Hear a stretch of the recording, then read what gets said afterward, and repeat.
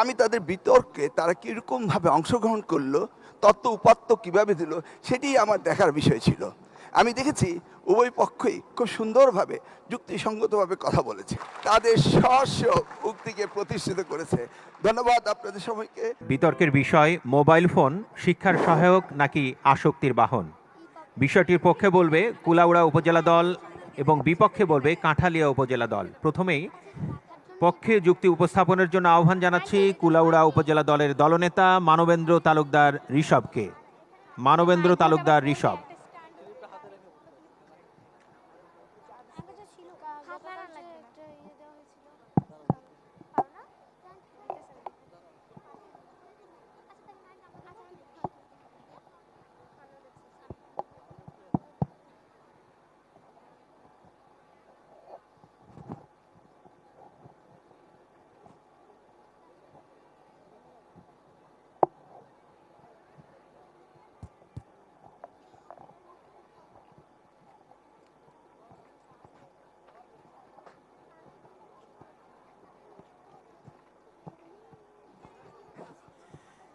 বিতর্ক পর্ব শুরু করার জন্য অনুরোধ করছি। প্রথমেই পক্ষে যুক্তি উপস্থাপনের জন্য আহ্বান জানাচ্ছি কুলাউড়া উপজেলা দলের দলনেতা মানবেন্দ্র তালুকদার ঋষভকে। ঋষভ।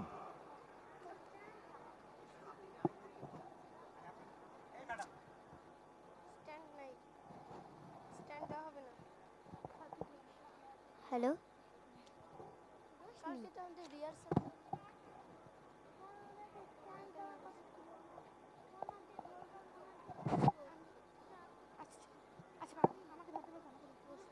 মাননীয় প্রধানমন্ত্রী এবং উপস্থিত সুধীজন, আপনাদের সকলকে আমার আন্তরিক আদাব, সালাম ও শুভেচ্ছা। আজ আমি আমাদের দলের পক্ষ থেকে দলনেতা হিসেবে আমার মূল যুক্তি ও চূড়ান্ত বক্তব্য উপস্থাপনের জন্য এই মঞ্চে দাঁড়িয়েছি। বিতর্ক প্রতিযোগিতায় শ্রেষ্ঠত্ব অর্জন তথা চ্যাম্পিয়ন হওয়ার গৌরব ধরে রাখার দৃঢ় প্রত্যয় নিয়ে আমি আমার দলের অবস্থান স্পষ্ট করছি। আজ বিতর্কের বিষয় মোবাইল ফোন শিক্ষার সহায়ক নাকি আসক্তির বাহন। আমরা দৃঢ়ভাবে বিশ্বাস করি মোবাইল ফোন শিক্ষার সহায়ক।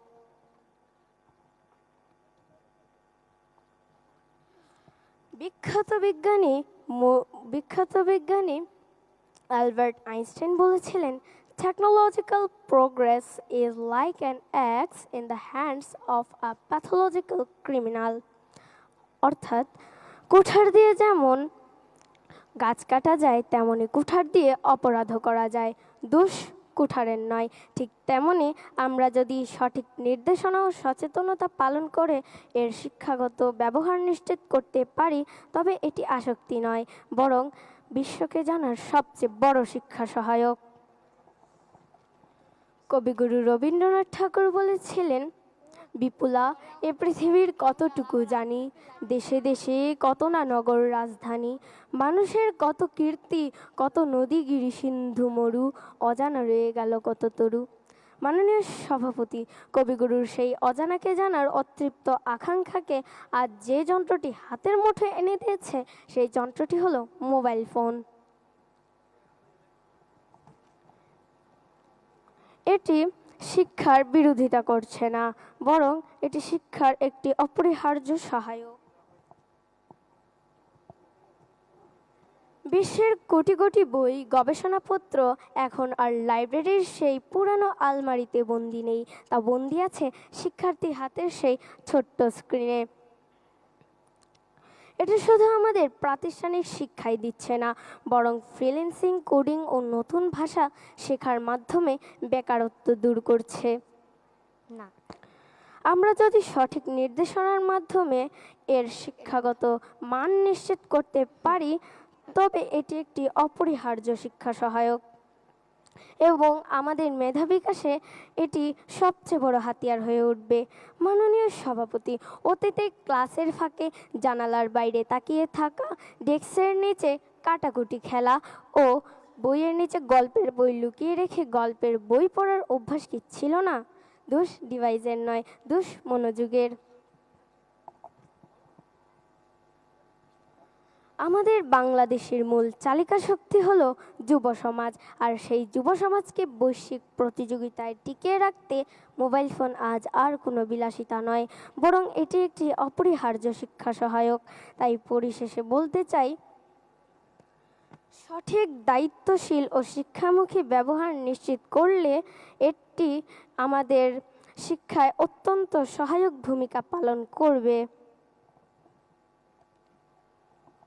পরিশেষে বলতে চাই, মোবাইল নয় সমস্যার মূল, অপব্যবহারই আসল ভুল। ধন্যবাদ মাননীয় প্রধানমন্ত্রী, ধন্যবাদ উপস্থিত সবাইকে। এ পর্যায়ে আমাদের আজকের বিতর্ক প্রতিযোগিতার বিপক্ষে যুক্তি উপস্থাপনের জন্য আহ্বান জানাচ্ছি কাঠালিয়া উপজেলা দলের দলনেতা রুকাইয়া তাবাসসুমকে। চতুর্থ শ্রেণীর শিক্ষার্থী, তিনি 43 নম্বর পশ্চিম আওড়া সরকারি প্রাথমিক বিদ্যালয় ঝালকাঠি বরিশাল থেকে এসেছেন।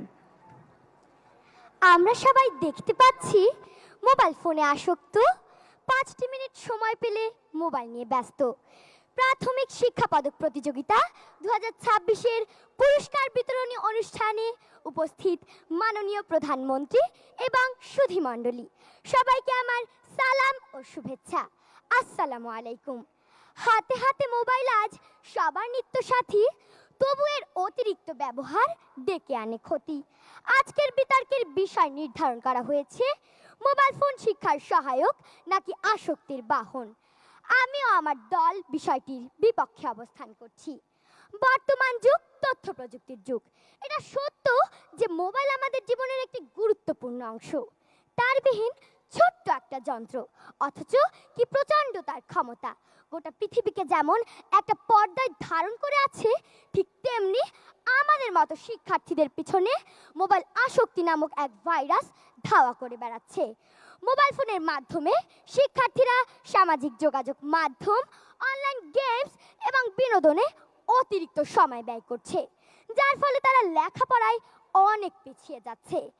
এক জরিপ অনুযায়ী 2000 মানুষের মধ্যে 55% মানুষই স্বীকার করেছে তারা দিনের অল্প সময় যদি মোবাইল ব্যবহার করেও তাতেও তাদের চোখে অস্বস্তি অনুভব করে। আবার বিশ্ব স্বাস্থ্য সংস্থা দীর্ঘ সময় বসে থাকা এবং অতিরিক্ত স্ক্রিন টাইম কমানোর পরামর্শ দেয়, কারণ এটি আমাদের শারীরিক ও মানসিক স্বাস্থ্যের উপর বিরূপ প্রভাব। ধন্যবাদ মাননীয় প্রধানমন্ত্রী, উপস্থিত সকলকে এবং প্রতিযোগীদের।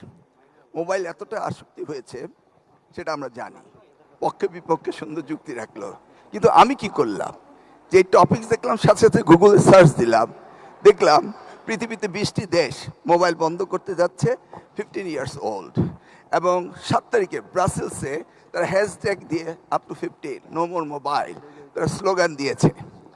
আমি সেই জাজমেন্ট থেকে জাজমেন্ট দিতে চাচ্ছি না, আমি তাদের বিতর্কে তারা কীরকমভাবে অংশগ্রহণ করলো, তত্ত্ব উপাত্ত কীভাবে দিল, সেটি আমার দেখার বিষয় ছিল। আমি দেখেছি উভয় পক্ষই খুব সুন্দরভাবে যুক্তিসঙ্গতভাবে কথা বলেছে, তারপরও আমাকে রায় দিতে হবে। সেই জাজমেন্ট আমি উভয় দলকেই বিজয়ী বলবো, তারা যেহেতু যুক্তি তর্ক দিয়ে তাদের স্ব উক্তিকে প্রতিষ্ঠিত করেছে। ধন্যবাদ আপনাদের সবাইকে, ধন্যবাদ, তোমাদের বিতর্ক সুন্দর করেছো, তোমাদেরকে অশেষ ধন্যবাদ। Thank you. মাননীয় মন্ত্রী, আপনাকে অসংখ্য ধন্যবাদ।